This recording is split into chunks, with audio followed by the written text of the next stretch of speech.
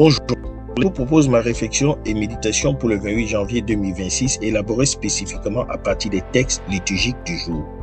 Mercredi 28 janvier 2026, première lecture de Samuel 7, versets 4 à 17. Le prophète Nathan transmet à David la promesse de Dieu. Ce n'est pas David qui bâtira une maison pour Dieu, mais Dieu qui établira pour toujours la maison de David. Le psaume 88-89. La fidélité, je la chante dans la grande assemblée. L'évangile Marc 4, 1 à 20, la parabole du semeur. Jésus explique à ses disciples, le semeur sème la parole.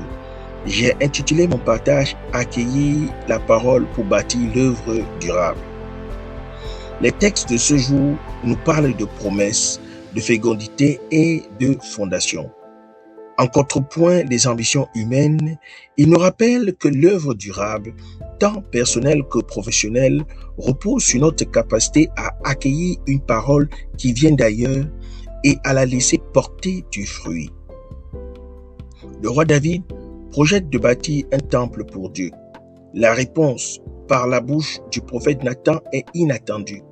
Ce n'est pas à toi de me bâtir une maison, dit le Seigneur, c'est moi qui vais te bâtir une maison, une dynastie stable. Cette inversion est fondamentale pour nous. Dans nos carrières, nous pouvons être tentés de vouloir bâtir notre maison, notre réputation, notre réussite, notre héritage professionnel. La parole de Dieu à David nous recentre. L'œuvre durable, celle qui compte vraiment, est d'abord celle que Dieu bâtit en nous et à travers nous lorsque nous nous mettons à son service. Notre vraie maison professionnelle est la construction patiente d'une intégrité, d'une justice et d'une paix dont il est l'architecte. L'évangile de la parabole du semeur précise la condition de cette fécondité. La parole, celle de la vérité et de la justice, de l'amour, est généreusement sémée. Mais son fruit dépend de la qualité du terrain, de notre cœur et de notre esprit professionnel.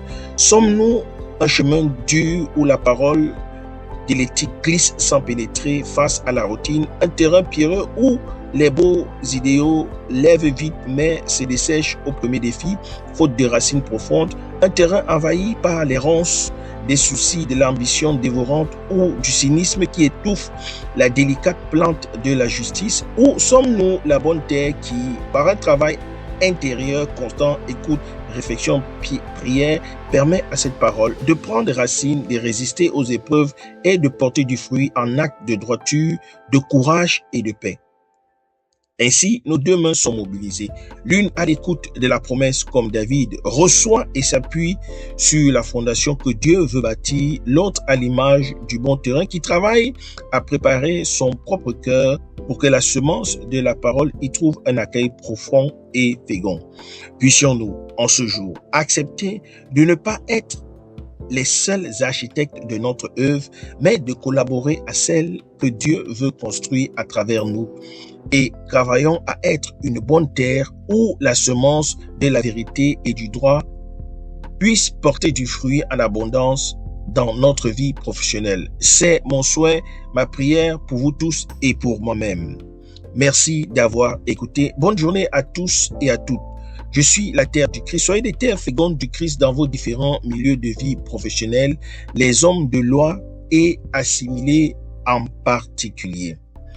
Que Dieu nous bénisse.